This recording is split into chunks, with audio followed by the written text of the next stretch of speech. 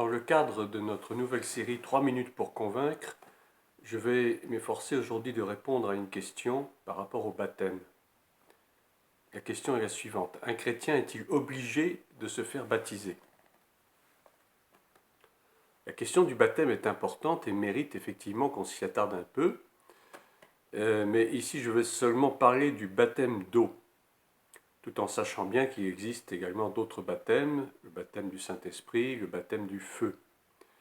Mais en réalité, c'est le baptême d'eau qui conditionne les autres, si je puis dire. Donc les deux baptêmes du feu du Saint-Esprit découlent du premier, qui est donc le baptême d'eau. Que nous dit la parole de Dieu au sujet du baptême? Beaucoup de choses, bien sûr, ont été écrites à ce propos, mais je vais m'efforcer de répondre le plus simplement possible à cette question posée. Voici déjà ce que Jésus lui-même dit à propos du baptême. Nous trouvons deux passages principaux. Le premier dans Matthieu 28, verset 18. « Tout pouvoir m'a été donné dans le ciel et sur la terre. Allez, faites de toutes les nations des disciples, baptisez-les au nom du Père, du Fils et du Saint-Esprit, et enseignez-leur à mettre en pratique tout ce que je vous ai prescrit. » L'autre passage que j'ai retenu se trouve dans Marc, au chapitre 16, verset 15. C'est toujours Jésus qui parle à ses disciples. Il les envoie en mission. « Allez dans le monde entier proclamer la bonne nouvelle à toute la création. Celui qui croira et qui sera baptisé sera sauvé, mais celui qui ne croira pas sera condamné. » Si l'on analyse bien ces deux passages, on comprend tout de suite que le baptême est une condition nécessaire au salut, condition nécessaire mais non suffisante. En effet, c'est la foi qui est le préalable indispensable pour que l'acte du baptême soit valable, puisque Jésus poursuit un peu plus loin en disant que celui qui ne croira pas, étant entendu même sans baptême, sera condamné. La foi donc est la condition première pour le salut. Nous le savons très bien, et plusieurs passages nous le confirment. Romains 3, 28, par exemple, nous dit « En effet, nous estimons que l'homme est déclaré juste par la foi, indépendamment des œuvres de la loi. » Un autre passage, en Éphésiens 2, verset 8, c'est l'apôtre Paul qui parle, « En effet, c'est par la grâce que vous êtes sauvés par le moyen de la foi. » Et un troisième passage, pour corroborer, Hébreux 11, verset 6 nous dit « Or, sans la foi, il est impossible d'être agréable à Dieu. » Vous remarquerez que la question du baptême n'est pas abordée dans ces versets comme étant nécessaire au salut, mais c'est de la foi qu'il s'agit avant tout. Donc on se pose la question de savoir si le baptême finalement est indispensable au salut. Dans l'Ancien Testament, nous savons qu'il n'est pas question de baptême, mais de circoncision, car chez les Juifs, le baptême n'existe pas.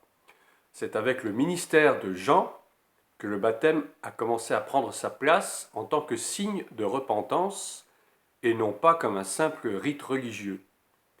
Ce sera désormais le signe de l'alliance entre Dieu et les hommes, dont l'aboutissement ultime sera la mort et la résurrection de Christ.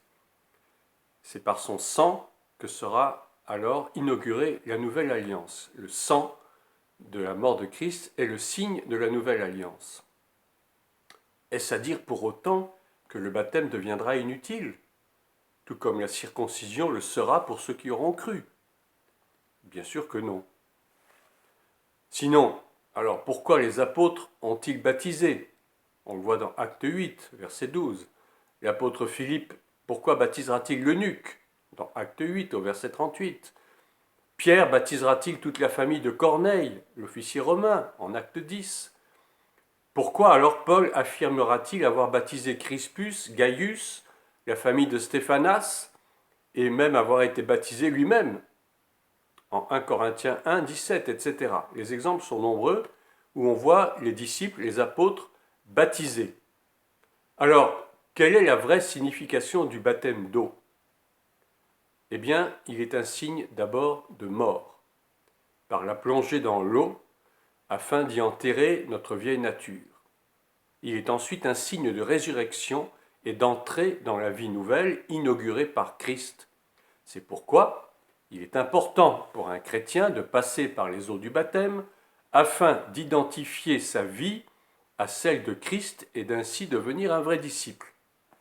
Mais j'insiste encore une fois sur ce point, le baptême sans la foi est totalement inutile et ne mène en aucun cas au salut.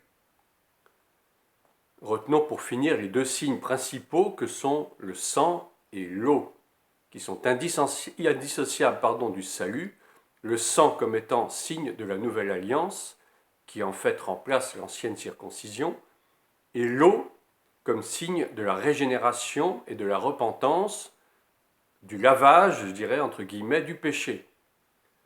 Souvenons-nous que la Bible en parle, c'est bien le sang et l'eau, ce sont bien le sang et l'eau qui ont coulé du côté de Christ, qui a été percé par la lance du centurion romain.